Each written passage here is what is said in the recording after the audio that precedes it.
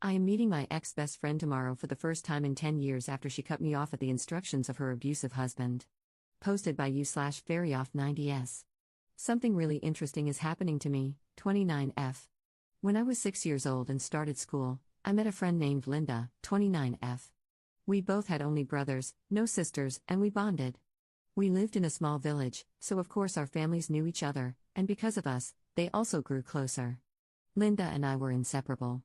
We went through high school together, same class, and even started our university studies in the same group. We made other best friends along the way in high school, two of whom I still talk to, and we were a really fun group. But only Linda and I continued on to the same university. Things changed when Linda met someone she fell in love with. He lived abroad, and they quickly introduced each other to their families.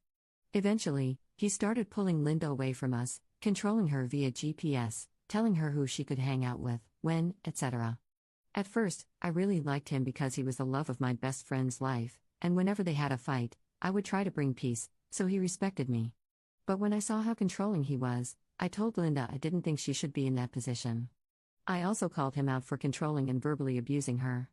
When I did, he forbade Linda from ever hanging out with me again, specifically, and slowly distanced her from the entire group. We lived in the same village, but I never saw her again. She even dropped out of university. Her parents invited me to her wedding, and I didn't want to go, but my parents said we should attend for the sake of the family friendship. They were invited too. I saw Linda for the first time in almost a year and a half, wearing a wedding dress. When we locked eyes, we were both emotional, and I noticed her eyes were full of tears. Her mom and grandmother, who loved me like their own, burst into tears when they came to greet me. That was the last day I saw Linda until she moved abroad. For almost 10 years, I only saw her twice, and only in passing. I can't say I didn't think of her. In the beginning, I thought of her often, but as the years passed, I thought of her from time to time, wondering about her well-being and her life with that man. I heard some rumors that she was struggling in her marriage, but nothing specific, until a couple of months ago when I met her father and her son at a coffee shop in town. I greeted him, and when I looked at Linda's son, I asked, "Is this?" and froze. Her father said, "Yes, he is." I asked the little boy if I could hug him, and he said yes. I hugged him, kissed him on the cheek, and he hugged me back. Linda's father introduced me as your mom's friend, and that was it for that day. A few days later, I heard that she got divorced. She had been physically abused, her husband had cheated on her, and he had an affair with her boss. There are rumors they even had a child together. That was the last straw for her, and she decided to end the marriage. The rumors were confirmed by Linda's mom to my mom at a funeral they both attended. I never asked about her because I didn't want to sound like I was happy about her situation or like I wanted to gossip. Honestly, I was happy for her, not because of what happened, but because she finally got free of him. Not many days later, we saw the news of her ex-husband's death. We still don't know whether it was an accident, suicide, or something else. No one has said. This brings us to yesterday, when one of our best friends, who is still my best friend, we'll call her Anna, saw Linda in town and decided to talk to her. She called me immediately after and told me everything. Linda was emotional and on the verge of tears when they met. They exchanged contacts and decided to meet for coffee, Anna, Linda, and me, tomorrow.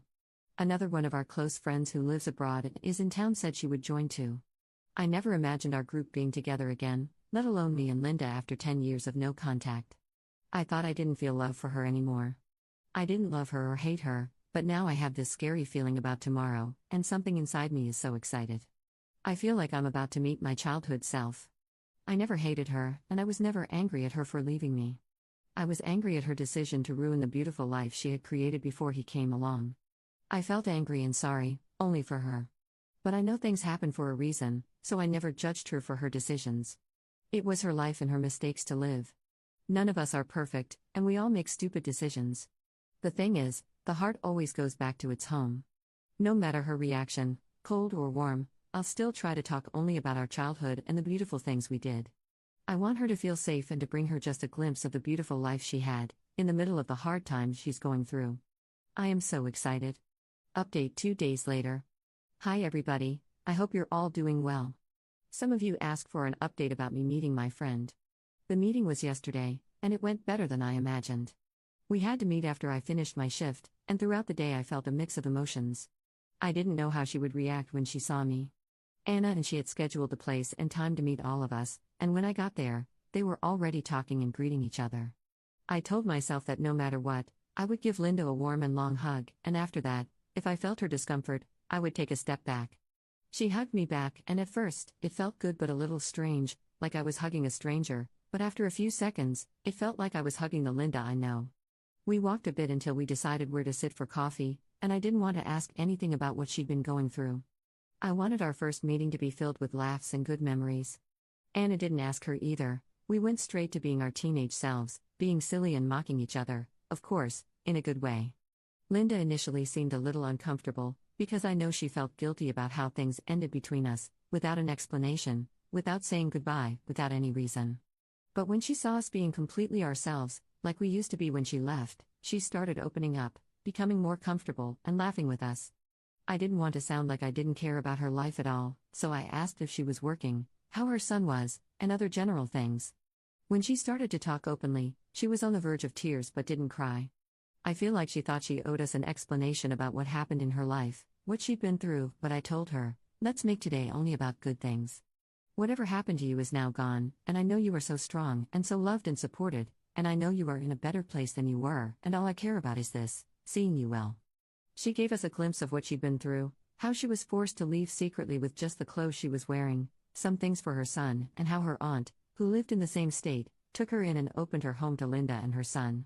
She filed a restraining order and told the police she had to leave because of physical and verbal abuse, so she could take full custody of her son. She won the case and requested that her son meet his father only under supervision by authorities. She really struggled to find a place of her own and had to live with her aunt for a while, until she found a small apartment nearby and moved there.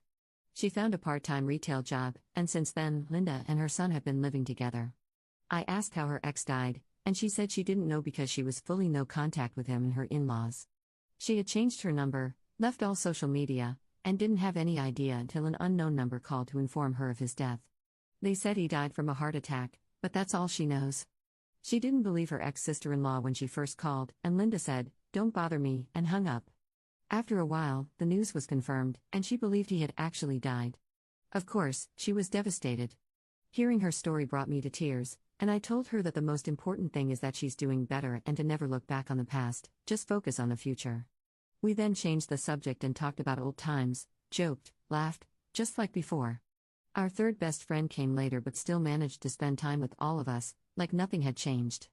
My house and her parents' house are nearby, and we drove together to our town. I said I'd like to meet her son just for a few minutes outside the door, just so I could hug him and go. We went, and her grandmother, mother, and whole family were outside, hugging me and inviting me in.